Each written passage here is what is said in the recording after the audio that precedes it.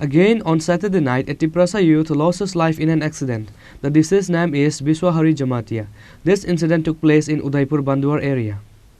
The incident of accident cases has never ended in the state of Tripura. Once again in Udaipur Banduar area, a Tiprasa youth named Biswahari Jamatia lost his life in an accident on Saturday night.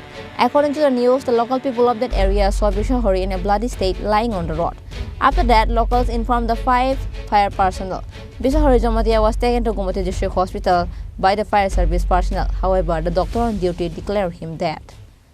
আজকে বিশ্বহরি জমাতিয়া নামে একজন Udaipur fire service থেকে আনা হয় একজন রোগী।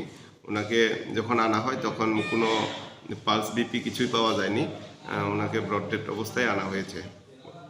তো আমরা এক্সামিন করে দেখেছি যে ইসিজিতেও কিছু নেই আর ওনার কোনো ভাইটালস পাওয়া যায়নি।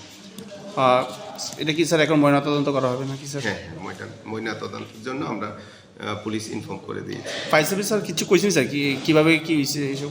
ফায়ার সার্ভিসকে জিজ্ঞেস করলাম, ওরাও বললো কোনো response. Reported by Rajiv from Udaipur, Chini Khorang.